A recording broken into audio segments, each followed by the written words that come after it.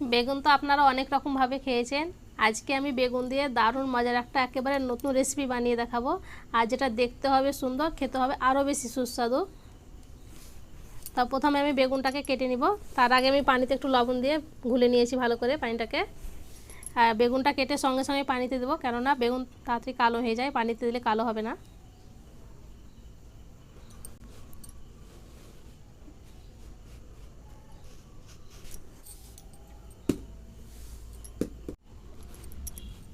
আমি এইভাবেই কেটে নিচ্ছি। আমরা যে বেগুনির জন্য বেগুন কাটি তার থেকে একটু মোটা করে কেটে নিতে হবে।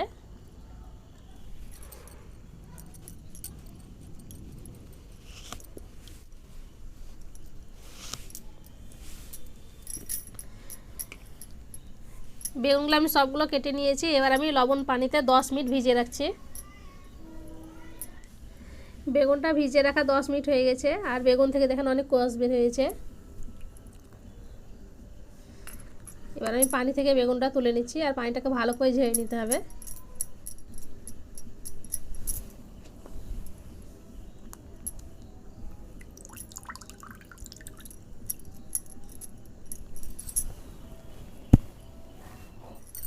এবার আমি কাপড় দিয়ে বেগুনটা খুব ভালো করে মুছে নিচ্ছি।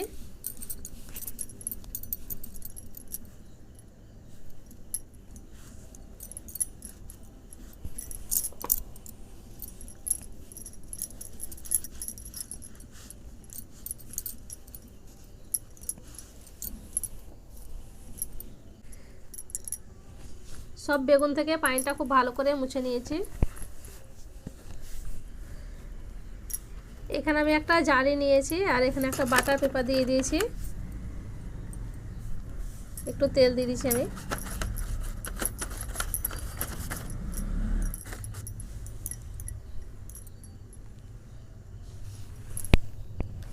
এবার বেগুনগুলো আমি দিয়ে দেবো এইভাবে।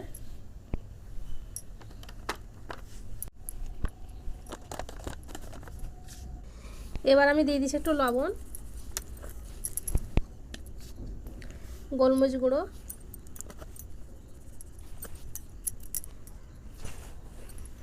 আর একটু তেল দিয়ে দিচ্ছি ওপরে এইভাবে। তেলটা আমি ভালো করে লাগিয়ে নিয়েছি।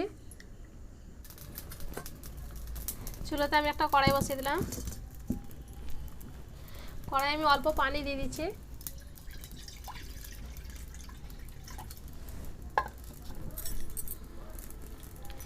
দিয়ে এবার আমি এই স্ট্যান্ডটা বসিয়ে দিচ্ছি।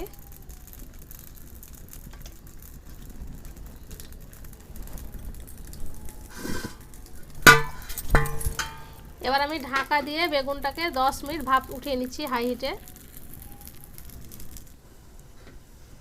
10 মিনিট আমি জাল করে নিয়েছি। বেগুনের কালারটা দেখেন চেঞ্জ হয়ে গেছে, পুরোপুরি সেদ্ধ হয়ে গেছে। এবার আমি চুলো থেকে নামিয়ে নিচ্ছি।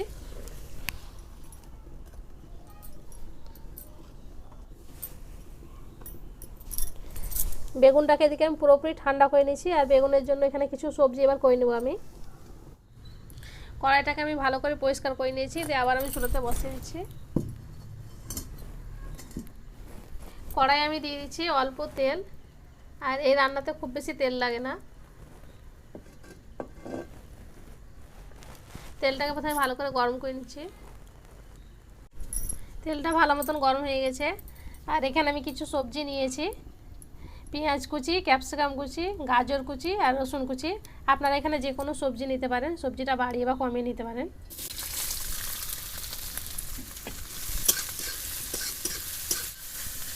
এখানে আপনারা চাইলে পরে ফুলকপি, বাঁধাকপি, টমেটো কুচি সব কিছুই দিতে পারেন।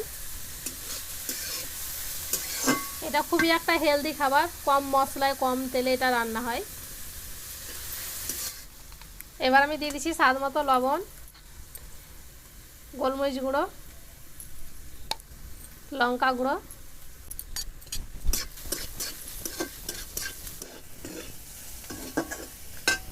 আর এখানে আমি ভাতের চাল নিয়েছি 100 গ্রাম। আর চালটাকে আমি আগে থেকে ভালো করে ধুয়ে তারপর ভিজিয়ে রেখেছিলাম 30 মিনিট। এবার আমি চালটা দিয়ে দেবো।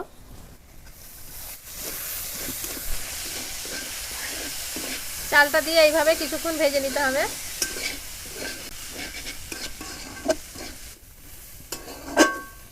চালটাকে আমি 2 মিনিট ভেজে নিয়েছি। এবার আমি অল্প পানি দিয়ে দিচ্ছি।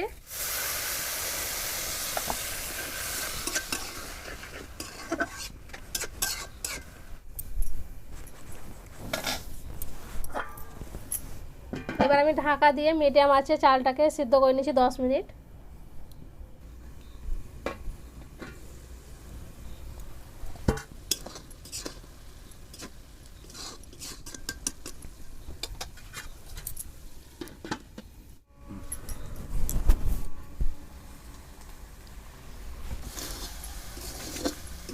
দেখেন হয়ে গেছে, আর চালটাও পুরোপুরি সেদ্ধ হয়ে গেছে।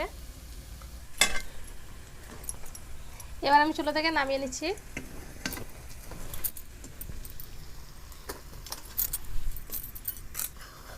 একটুখানি ঠান্ডা করে নেবো আগে।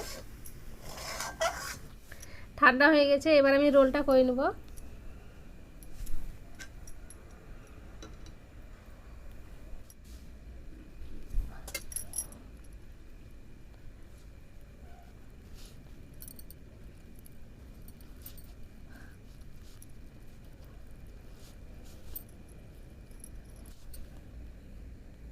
এইভাবে আমি রোলটা করে নিচ্ছি।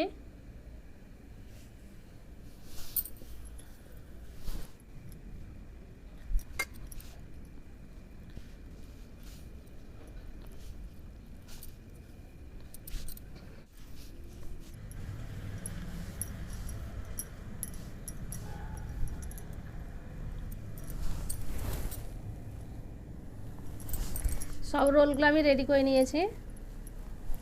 এবার আমি একটা সস রেডি করে নিচ্ছি। এখানে আমি 3 চামচ টমেটো সস নিয়েছি। দিয়ে দিচ্ছি একটু গোলমরিচ গুঁড়ো, রসুন কুচি, 1 চামচ তেল। ভালো করে মিশিয়ে নিচ্ছি। সসটা আমি রেডি করে নিয়েছি। আর এই থালাটাতে আমি বেক করব, তার জন্য প্রথমে থালাতে একটু সস লাগিয়ে নিচ্ছি ভালো করে।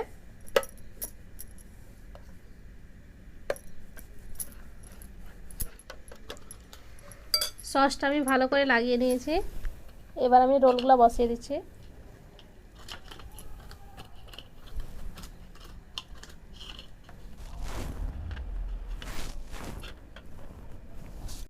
এবার আমি ওপরেও কিছুটা টমেটো সস দিয়ে দিচ্ছি।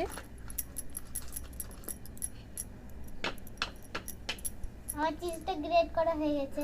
হ্যাঁ, ওপরে আমি সসটা ভালো করে লাগিয়ে নিয়েছি। এবার আমি চিজটা দিয়ে দেবো।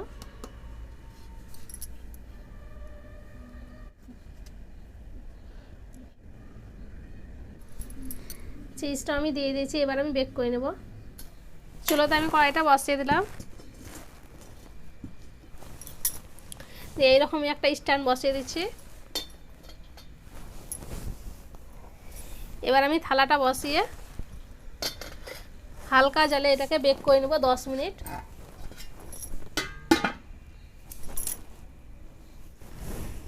আমি জাল করে নিয়েছি। চিজটা দেখেন পুরোপুরি গলে গেছে আর ভালো মতন বেক হয়ে গেছে, খুব সুন্দর সেন্ট উঠছে। এবার আমি চুলা থেকে নামিয়ে নিচ্ছি।